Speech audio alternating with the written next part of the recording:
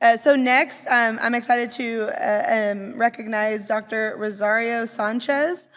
She's a senior research scientist at the Texas Water Resource and associate graduate faculty of the Water Management and Hydrological Sciences program at Texas A&M University, of which I'm a graduate. So I've known Dr. Sanchez for a while.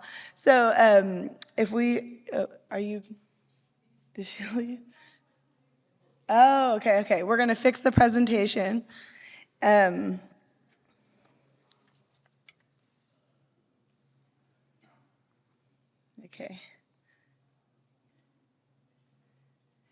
You can read more about Dr. Rosario Sanchez and the program. Her bio is there, and also on the mobile app.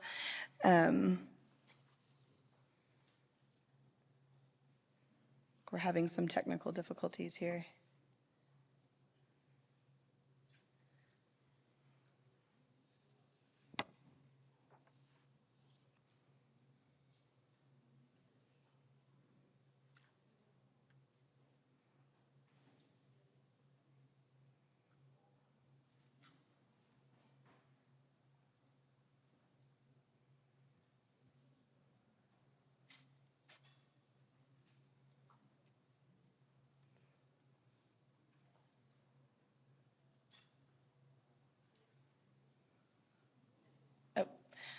Okay, here she comes. Let's give a welcome to Dr. Sanchez.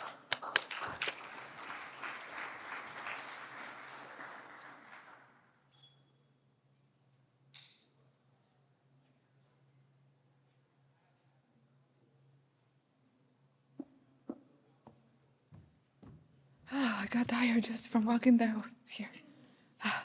So, good afternoon, everyone. We're going to talk about groundwater, of course, but not just any groundwater, right? Sometimes we assume that we know everything there is to know about the techniques of the physics of groundwater systems, but when they happen to be located within 2, 3, 4 countries, everything changes. It's not just the physics anymore. It's just not nature anymore. It's people. It's always people, really, at the end. But this is people that you usually don't trust. So, and they are not governed by the same rules that you are governed. They don't understand the same criteria that you do.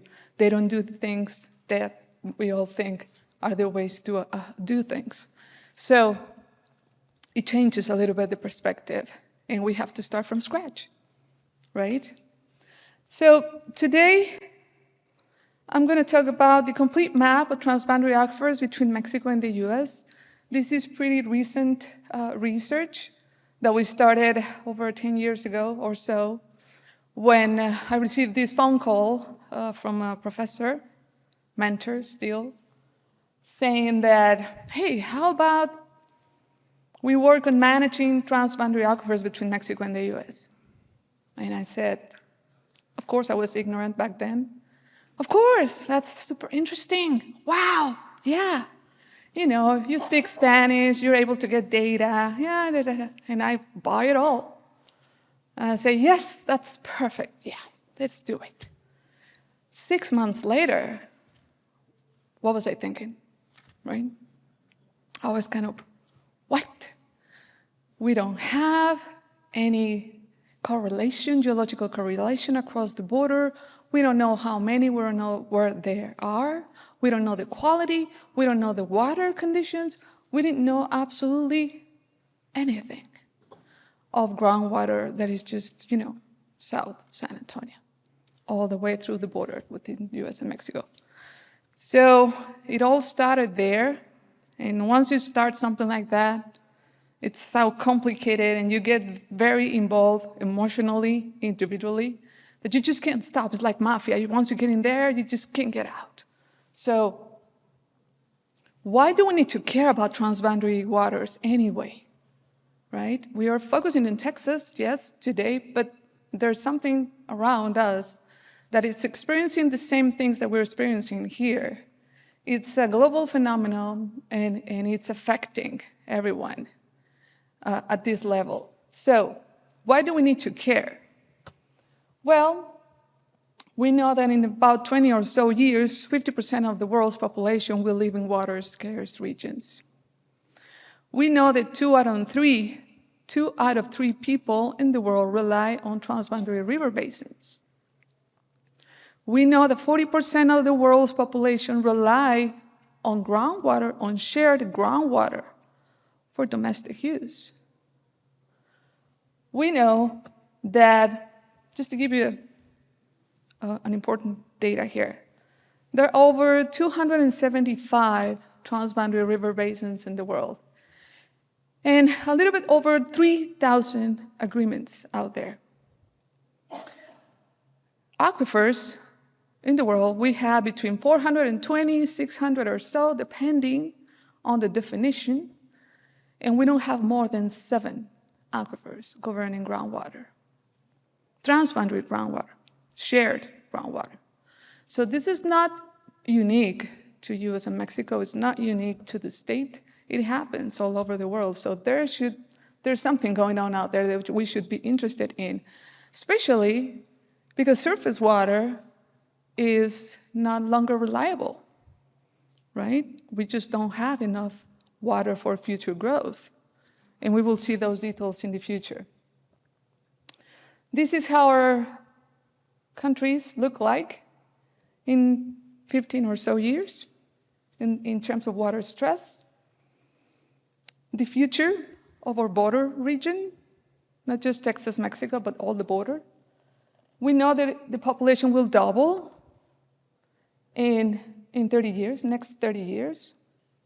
We know that US and Mexico trade surpasses $1 billion every day, which means it's not going to stop. The growth is not going to stop.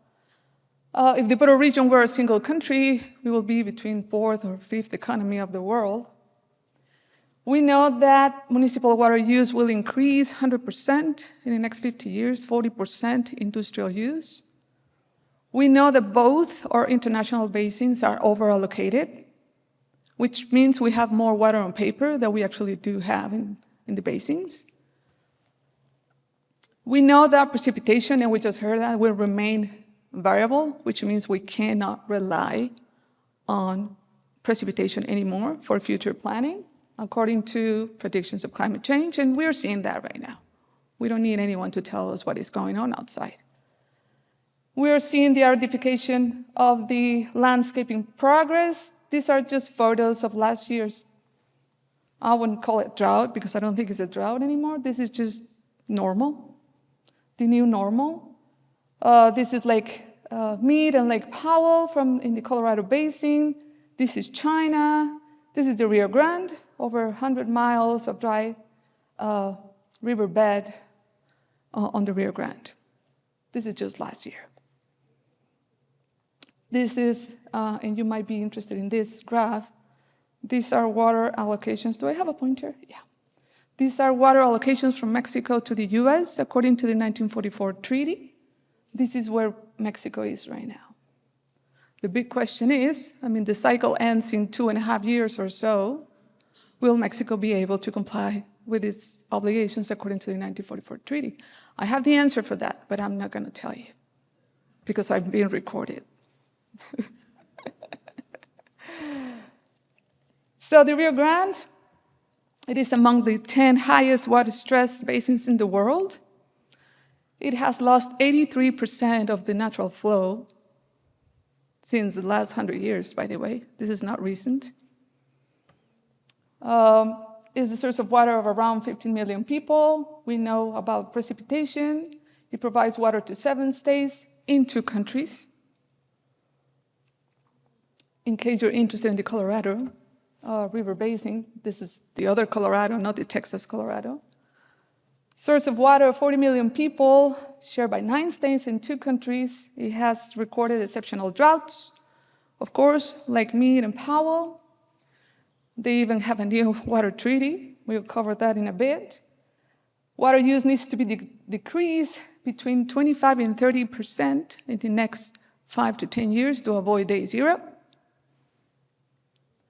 The San Joaquin Valley, which is the food basket of the world, and of the US, of course, will need to reduce by 500 500,000 acre-feet of ag land just to comply with the SIGMA regulations.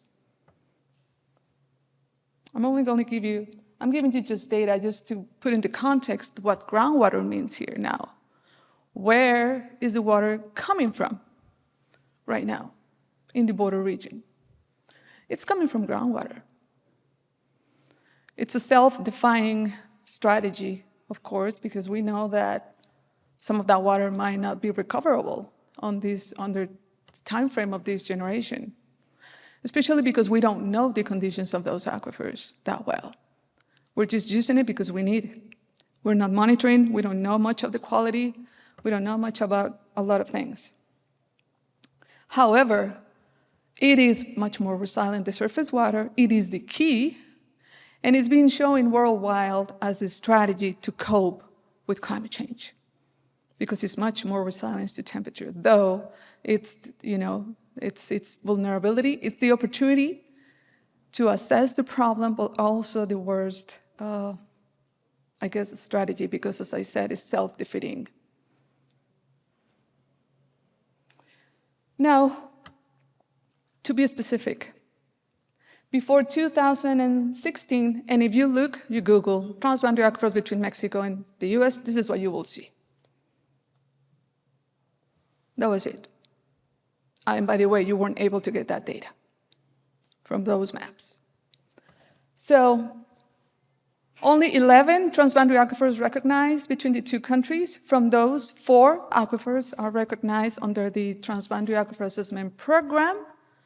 Santa Cruz, San Pedro, between Arizona and Sonora, Hueco Bolson and Mesilla, between Texas, New Mexico, and Mexico. Those are the only ones that were considered. It was a federal initiative by the US that later on Mexico kind of joined in. But that's it. It doesn't talk about management. It's just data sharing and assessment, initial assessments of water conditions. Later on, we came up with this map in 2016. And what we did back there, we said, well, now that we know it's a mess, now that we know that everybody does what they want to do in terms of delineation, methodology, parameters, criteria of delineating or assessing an aquifer, we'll just put it together and see how it looks like. This is how it looks like back in 2016. But we know it was not right. It were not the true boundaries of the system. In the Mexico side, they represent administrative boundaries, not really physical boundaries of the system. Texas uses geological boundaries, actually. New Mexico uses a combination of basin boundaries that could be and not related to geological boundaries. It really depends on the aquifer, and so on. So we put that together, and that's how it looks. The reddish, we don't know much. The one with stripes, we know some, and the green ones we know not for sure, I should never say for sure, but we have enough confidence to say that they have transboundary linkages. So what we did, we forget about what everybody was doing. Let's say, well, let's ignore what everyone is doing, and let's just do this from scratch and try to delineate, to correlate those geological units across using geological structures information.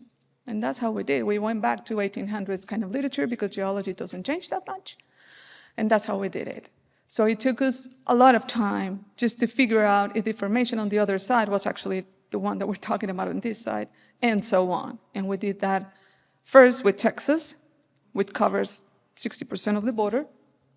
And we found out 33 hydrogeological units. And from those 33, and this is how it looks. I mean, this is El Paso here. This is the Hueco Bolson. These are all the Texas bolsons. This is good water quality, by the way. This is not, it's not coincidence that El Paso water is connecting here to 200 miles away. It's aqueducts exactly from this region. Lots of water here, lots of water there. This is the Edwards Aquifer system. Goes all the way to Mexico, underneath here. This is, well, all these guys, they look beautiful now. You can use it now. The greener, the better the aquifer condition and water quality. Again, these are initial assessments. This is El Paso again. These are the bold zones, Tularosa, Terlinga, all these areas here. The Big Bend is right here. Complicated surface groundwater interaction system out there, very vulnerable to actual drought conditions. This is the Edwards, and then there's the pink. The pink means bad water zone. We can say from this initial assessment that 60% of the shared land between Texas and Mexico has good aquifer potential and good water quality.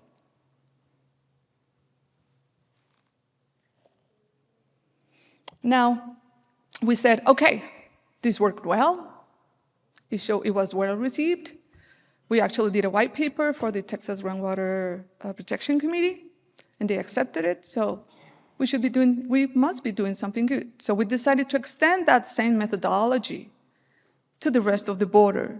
So we then can have a full, at least standardized map following the same methodology across the border. And that's how we did it. And that's why we did it too, because we didn't have that on the other side, on the other states. This is what you will find before. This is the geology. This is Mexico, this is California, Baja California, California, and after 2021, as I told you, this is very recent, this is what you will be able to see. This is the correlation, and it looks beautiful just by looking at it. We don't even know what the condition of the aquifers are anymore, but you still use this information. This is already useful. This is, of course, West Arizona, before and after. This is New Mexico. Very rich, by the way, in terms of water quality. This is a huge reserve of water out there in the border. By the way, this is the border right here, right here. This is California. This is where the Imperial Valley is. This is where all the food, most of the food we eat comes from this area. This is West Arizona. The greener, the better. Santa Cruz, San Pedro, and this is New Mexico. Huge reserves of water out there. And this is how the complete map looks like now. So now if you Google transboundary aquifers between Mexico and the US, this is what you will see. And of course it can be improved, and of course it has limitations, but at least we have something that we can work with for the future. We know that at least half of the shareable land between the two countries had good aquifer potential and water quality.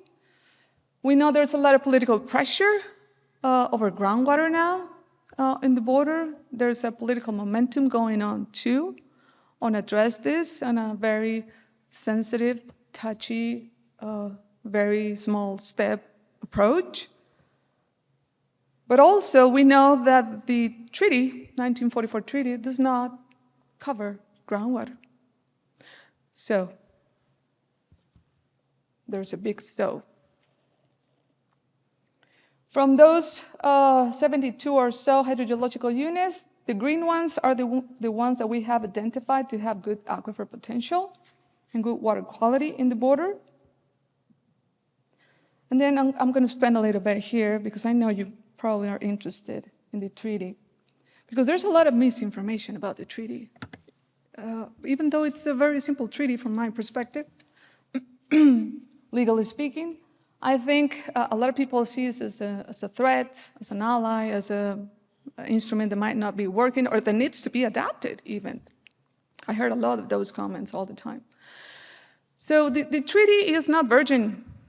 Since its signature has been amended 327 times.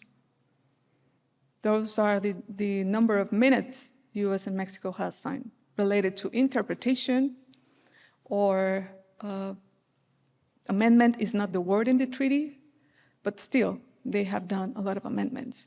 Minute 323 of 2017 is basically a whole new treaty between Mexico and the US on water allocations on the Colorado River Basin. It's a whole new treaty. Forget about the numbers. If I have 10, you're going to get 5. If I have 8, you're going to get 2. If I don't have 2, you're not going to get anything. So that's minute 323. And then that's just in the Colorado River Basin. So the point here is that the treaty it's very unique worldwide. There's no other treaty out of the 3,000 treaties out there in the world. There's no other treaty that has this level of flexibility and adaptation to current conditions. There's no commission out there. In the International Boundary and Water Commission, you don't find those institutions out there just lightly in the world. It's pretty unique. It was pretty well designed in a way that you don't have to do another treaty, that you don't even have to amend the 1943 treaty. You just work in another minute. And they have the same legal jurisdiction and priority as the treaty itself, and doesn't have to go to the Senate for approval. So, having said that, we need to look more into the opportunities that the treaty has allowed us to do and to manage current conditions. Yes, climate change is not addressed in the treaty. Extraordinary drought, we don't even know what that is. Even water quality is not in the treaty, and 80% of the minutes address water quality. So, in minute 242 of 1973 is the minute that refers to groundwater extraction limitations on the Yuma Aquifer between Mexico and the US. This was in 1973. There's just one aquifer out there in the border that is managed by IBWC, and there has limits on extractions on both sides of the border. Even though the treaty doesn't say absolutely anything on groundwater. So, it's more about political will or political obligation, I must say. It's more about conditions that we live in, because that responded to a particular condition, historical condition back in the 1970s of the salinity of the water deliveries coming from the US side to Mexico. It represents a lot more than just water sharing between the two countries. And it addresses much more than just water sharing as well. And this is what I just mentioned, what represents minute 323. And if we need a groundwater agreement. So if I wanted you to take some home message from this presentation, is that question: do we really need a groundwater agreement? So I thought we did. But then I said, well, that's what I think. Let's ask the stakeholders involved in something like this. And surprisingly, they said, no, not really. What we need really is a new minute, framework minute. The framework that we have right now is perfect. Why would we change it if it has worked in the past? We have new conditions coming in. What we need is really an agreement between the parties and stakeholders involved to be able to do something like this. 33% of that survey said no. I mean, existing and non-existent framework is sufficient. We don't need a groundwater agreement. We actually don't need a new treaty saying that, whatever allocation might be different in the future or newer conditions, whatever. We don't need a new treaty. We need to sit and decide, well, both meaning US and Mexico and Texas, of course, decide what to do in the future, given current conditions and expectations of growth. Because to tell you the truth, there is just not enough water in the basin to comply with the treaty. Legally speaking, it's not about political will anymore. It's the feasibility of the conditions. You all remember what happened 2 years ago. I mean, one person lost his life just because Mexico was trying to force the deliveries and comply with the treaty. And the state of Chihuahua said, no. I mean, I am here first. It's not really the case, because the Constitution says that international treaties have the first priority. But then things change, conditions change. So we need to adapt to whatever is going out there in the basin. And I have 2 minutes. Well, that was 2 minutes ago. And the challenge of science is not enough to be right. It's not enough the science anymore. at least not when it comes to shared basins, to shared water basins. It's a lot more of the effectiveness of our messages and how that is interpreted and stakeholder involvement. With that, I'll wrap up, and I'll be happy to answer any questions you might have. Thank you.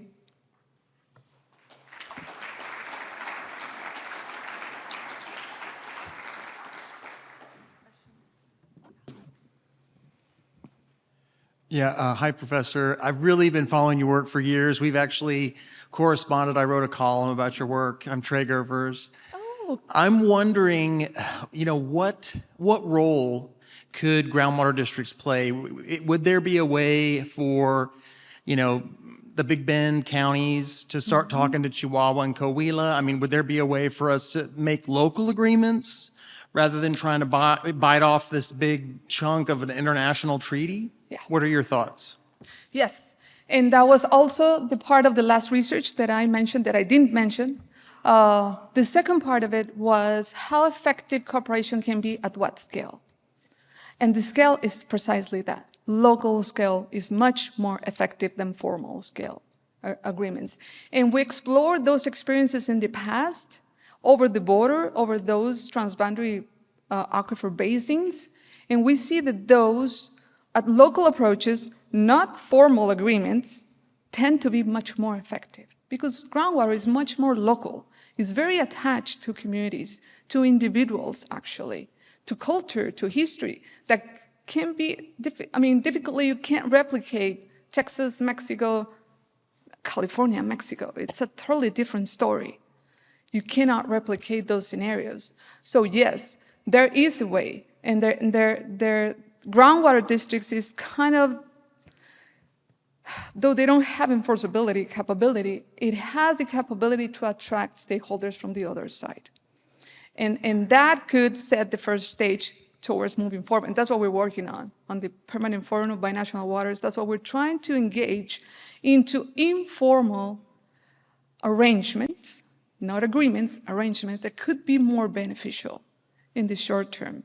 We wonder if those could be, how impactful those can be in the long term, systemic level impacts on the aquifer. That's the big question. But the way to start, at least to start the discussion, it is definitely a local level. So groundwater conservation districts have a lot to say.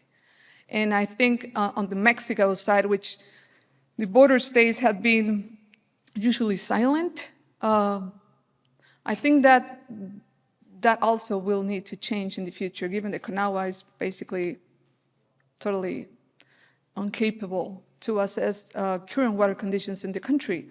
States now have to, Chihuahua did it 2 years ago. And it's a dangerous precedent, legally speaking, said no. Whatever the Constitution says, no. And they were able to do it. So a new trend of legal precedents and ways of addressing things, especially at transboundary level and on groundwater, are developing. So we are living an interesting lifetime moment. Thank you.